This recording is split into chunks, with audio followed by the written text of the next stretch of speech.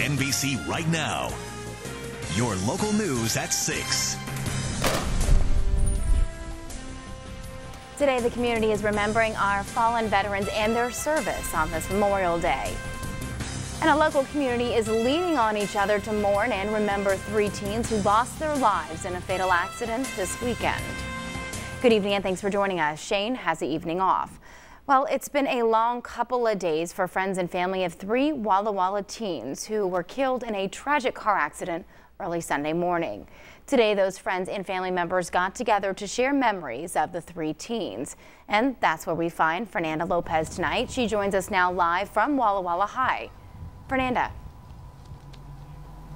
Meredith, here at Walla Walla High School, friends and family members of the 3 students that were killed in a car accident over the weekend have been coming by and dropping off flowers here at the school's flagpole. Now, the accident happened Sunday around 3 a.m. on Mill Creek Road. No other cars were involved, and early investigation says speed could have played a factor in the crash. Now, the 3 students involved are 15-year-old Athena Bentley, 16-year-old Uzil Bermoy, and 17-year-old Aiden Bodie. Now, students and family members I've spoken with tell me these were all great kids. Athena's friends instantly smiled when I asked about her, saying she was just so much fun. And I'm told Uzil was liked by everyone. And Aiden's mom tells me he loved to play sports. The principal here says they're doing everything they can to help the students cope.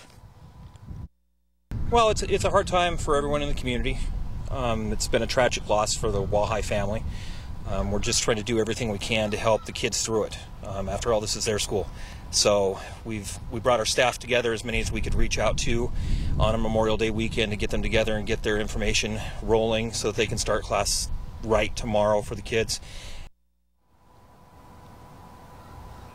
Now, tomorrow when the students come back to school, they'll have grievance counselors here available all day if any students need anybody to talk to. We're live in Walla Walla. Fernanda Lopez, NBC Right Now. All right, thank you, Fernanda. While this tragedy serves as a reminder to parents to talk to their kids about driving habits this summer, experts say the Memorial Day weekend is the start of the 100 deadliest days for teen drivers. Now listen to this. Car crashes are the leading cause of deaths of 16 to 20-year-olds.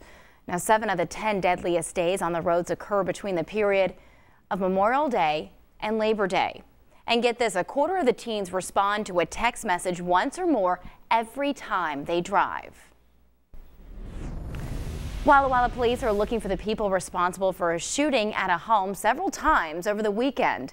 Police say the shooting happened after midnight Sunday at a home on the 200 block of Egan Avenue.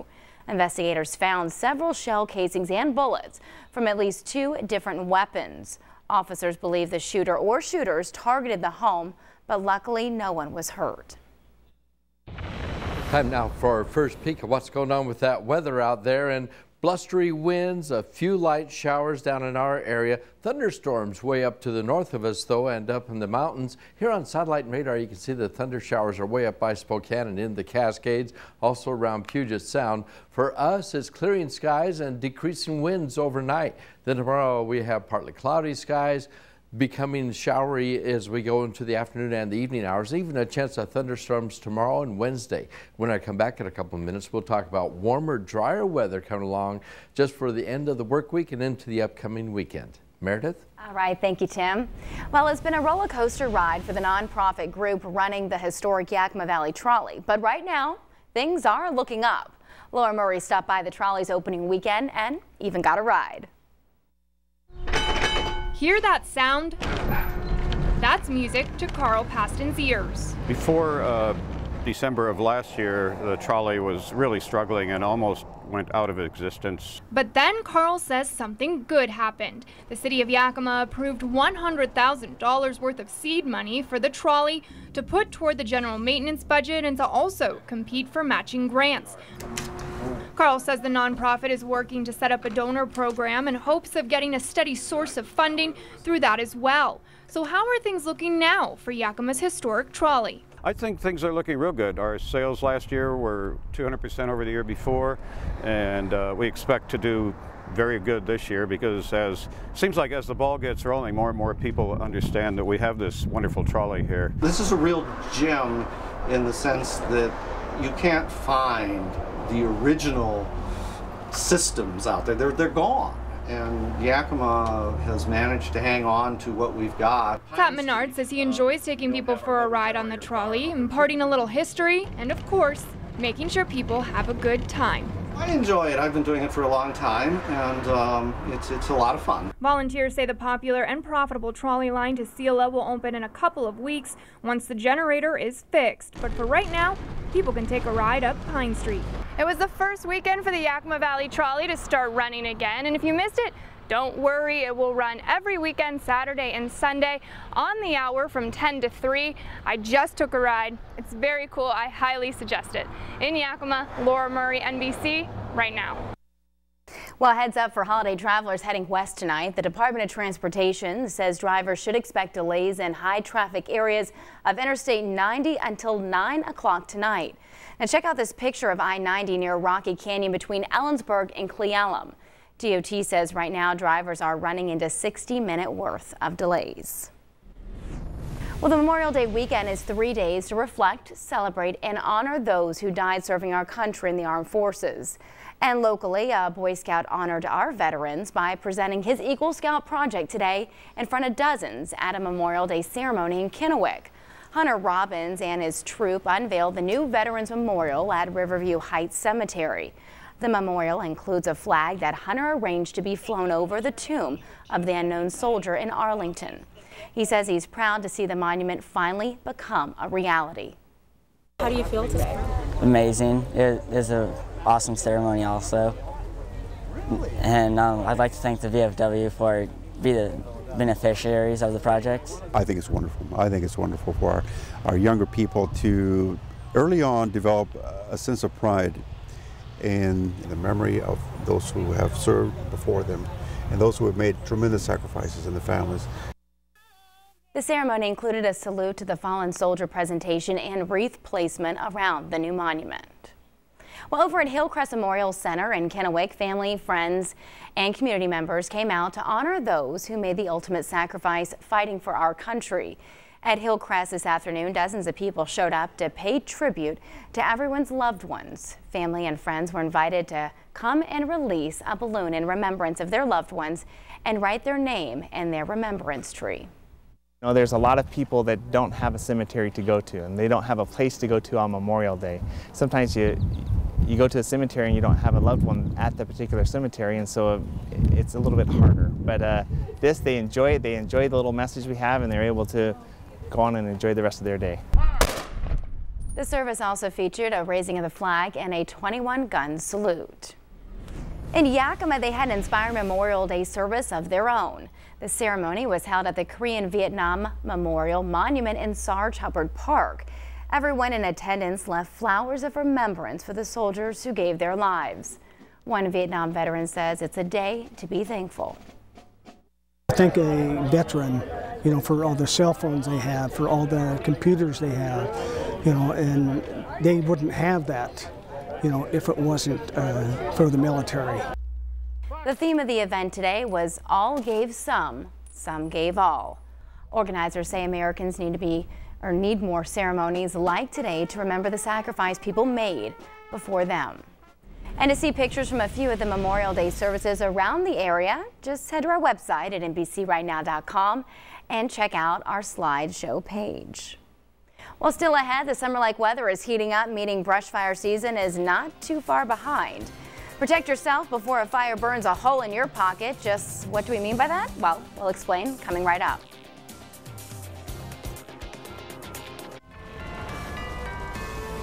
Well, good evening and happy Memorial Day once again. It's been an interesting Memorial Day weekend for a lot of us out there. I see some showers just went through the Yakima area, and we've seen some more thunderstorms up to the north of us.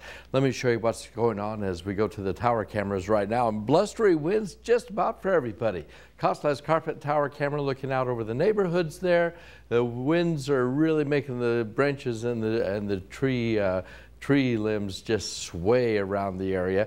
And as you can see here on the McDonald's Tower camera looking out over the Yakima Valley, the showers that were there earlier have now dissipated, and as we go into the evening hours, we're calming down a little bit. It's sunny and 70 at the airport in Yakima. Coming over to the Tri-Cities, sunny and 76. We'll continue to clear as we go through the evening hours. Here's some of the high temperatures reported around the area, and officially, we didn't see any 80s here. We were very close, 79 officially at the airport in the Tri-Cities, 74 for Yakima, 67 for Ellensburg, and some of the peak gusts up around 37, 38 miles an hour. Even checking the top of Rattlesnake Mountain, we saw some of those winds nearly at 40 miles an hour.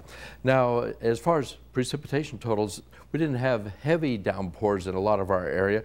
A lot of the indicators here for trace amounts at the airport's 100th of an inch at the airport in Yakima. As far as the peak wind gusts right now, 32-mile-an-hour winds still at the airport in Ellensburg, but earlier we had some 38-mile-an-hour gusts there. Now, we still are watching some showers up to the north of Spokane and out around Puget Sound. First little wave of moisture is moving beyond us right now, and we're starting to calm down here in our area, but we've been watching some thunderstorms up to the north of Spokane. They'll dissipate overnight tonight, but they may rematerialize tomorrow because we still have a piece of the low pressure center just wrapping up around out here, and that's got to move across our area. It looks like on the computer models it's going to kind of drive to the south on Tuesday and move inland, and that's going to put us in a favorable situation for a few showers or thunder showers as we get into Tuesday evening. Still even a better chance as we get into our Wednesday time period.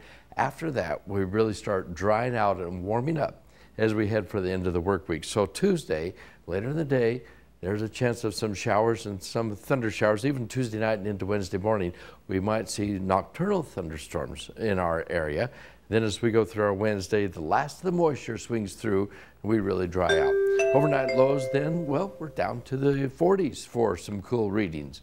And for the daytime highs, excuse me, we're back up into the 70s. And in that extended outlook, boy, we really dry out, we warm up as we finish up the work week and head into the weekend coming up. Can't believe June 1st is going to be Sunday.